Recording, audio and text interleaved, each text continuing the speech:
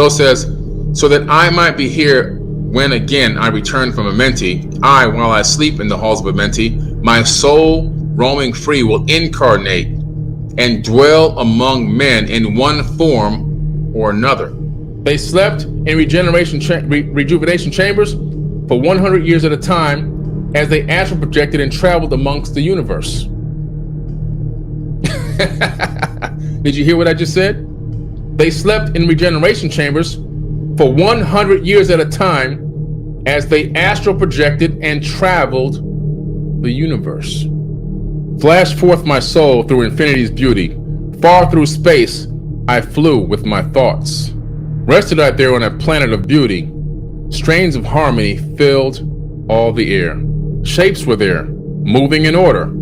Great and majestic as stars in the night. Mounting in harmony, ordered equilibrium. Symbols of the cosmic, like unto law. Many of the stars I passed in my journey. Many of the races of men on their worlds. We're talking about multiple planets with multiple races of men. Many races of men. Not one race, many races. Some reaching as high as the stars of the morning. In other words, some reaching golden age level. High spirituality, high technology. Some falling low in the blackness of night. Some collapsing civilizations. Each and all of them struggling upward, gaining the heights and plumbing the depths. Moving at times in realms of brightness, having glimpses of greatness in them, right? Living through the darkness, but trying to gain the light. Isn't that where we are right now? Isn't that where we are right now as a civilization? As a civilization right now, at this exact moment, this is exactly where we are right now. Struggling upward, getting the heights, and plumbing the depths. We rise up, right? We then, hey, this is great, we're doing okay. And then some crazy stuff happens and we go back down again. Isn't that right? Many of the stars I passed on my journey, many of the races of men on their worlds. Now, why am I reading that again? Because it's very interesting to me that in so many texts that I've read, there's very few, there are some, but very few references to men being of multiple races on different planets and worlds. This is one of the very few that actually exists. One of the very few that actually exist. Many the races of men on their worlds. In other words, men on worlds is normal, and races of men on worlds is also normal. It's not abnormal. It's actually normal. He has the ability to keep a body, like I said, in the chamber and let his soul roam into a new body, and then he'll dwell amongst men. He could be here right now, today. You say, well, where'd he go? Where's Thoth at right now? Oh, he could be just chilling right now. He says, emissary on earth am I of the dweller. Now let's look up that word emissary so you can get an understanding of what it exactly means. It says here, a person sent on a special mission, usually a diplomatic representative. A person sent on a special mission, usually a diplomatic representative. Deep in Earth's heart lie the halls of Amenti, far beneath the island of the sunken Atlantis. It's beneath Atlantis, okay? It's beneath Atlantis. Now, there's several halls of Amenti, and the clue to this is in this particular tablet, he's talking about a halls of Amenti underneath Atlantis. And in another chapter, or another tablet, he's talking about the halls of Amenti underneath the Great Pyramid. There's also another halls of Amenti in the vicinity of the pyramids at Giza. And I know exactly which one it is. It's at Saqqara, which I'll talk to you about in a minute.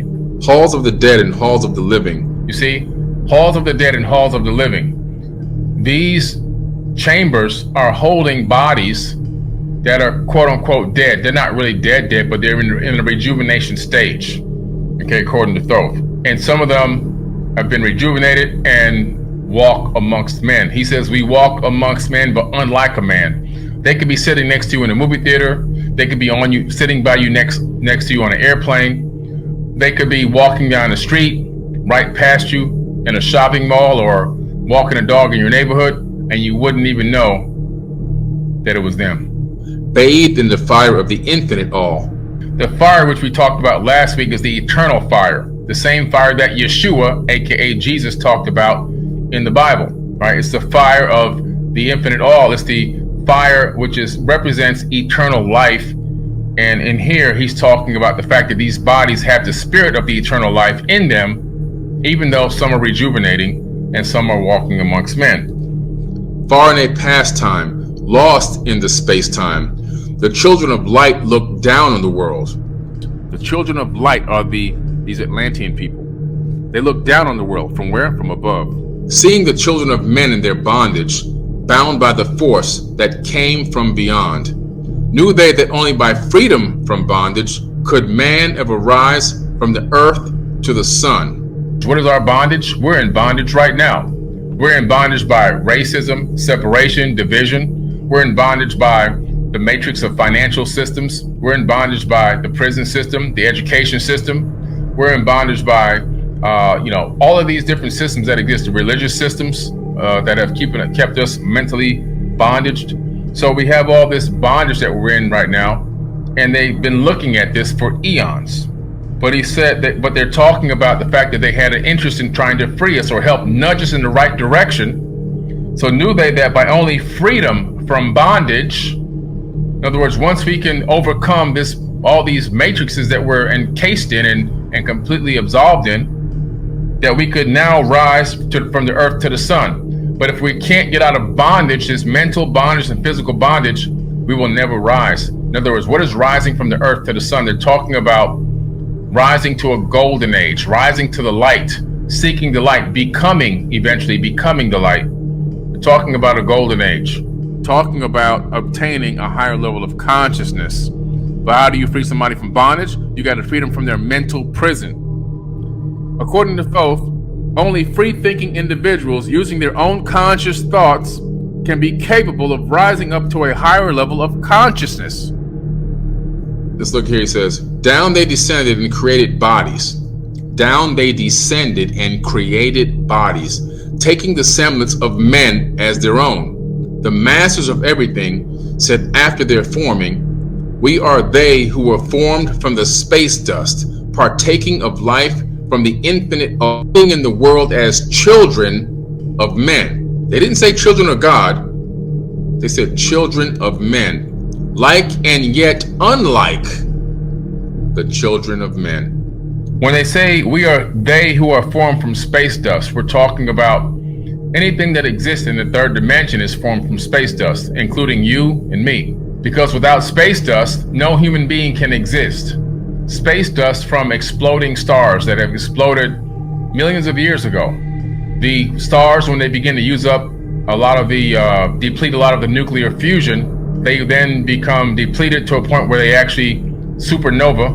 And when they go supernova, because the amount of force, the gravitational force pushing down on the core, because there's less nuclear reaction going on, there's less force pushing away from the core. So that balance that sustains this fusion is gone, and the star collapses and goes supernova. So it implodes and explodes. And the fusion of those heavier elements go out into space, and then those elements, they'll recoalesce in accretion disks, which you still call them creation disks, because accretion disks create. And a lot of those heavier elements are in each and every one of our bodies, allowing us to become a corporeal entity that can house a spirit. So all of us are space dust. So they know this, and they're saying, yeah, we use the space dust to create these corporeal bodies. So they made bodies that look like men, look like us. They didn't say that they stole bodies and inhabited those bodies or possessed a body. Like the people out here walking around saying that, Thoth is possessing bodies. He could snatch your soul. No, they created their own bodies. Like Avatar, like the movie Avatar. They created their own avatar bodies and then put their minds inside of them. They didn't snatch any of the indigenous bodies. They made their own. It's the same exact concept and the same exact system as well. Where do you think Avatar got the idea from? They got it from the halls of Amenti, from the Emerald Tablets. They're living here, walking amongst us right now as children of men, like and yet unlike the children of men. So they're They say that they are like men, but unlike a man. They're walking amongst us, looking like men. You wouldn't even know the difference. You wouldn't be able to even tell that who you're talking to is a cloned avatar body with a transferred consciousness inside of it. You wouldn't even be able to tell. You have no clue. None. And they're still here, doing the same thing. Like I said, they can be sitting next to you in a movie theater. They can sit next to you on an airplane. They can be in line with you at the grocery store, walking your dog down your neighborhood, driving down the street. They could even be on social media, but you'll never know. They say like, but unlike the children of men, just like Jesus, aka Yeshua. He was like, but unlike the children of men. He was a Christ. He said, guided he then by wisdom and knowledge, passes from men to the master of life. There he may dwell as one of the masters, free from the bonds of the darkness of night, seated within the flower of radiance. He's talking about the flower of life now. He's in the energy pattern. He's in the energy form. Free from the bonds of darkness of night, seated within the flower of radiance, sit 7 lords from the space-time above us, helping and guiding through infinite wisdom. He's talking about something higher than this dimension. He says, now I return to the halls of Emissary, leaving behind me some of my wisdom. Hermes, thrice born, is the strongest candidate for Thoth's mention of my soul roaming will be free to incarnate and dwell amongst men in this form or another. It is Hermes Trismegistus who is responsible for maintaining, secreting, and teaching the single emerald tablet generally referred to until 1925. The Greeks call him Hermes Trismegistus, 3 times the greatest. They know he's been incarnated at least 3 times in their understanding of time.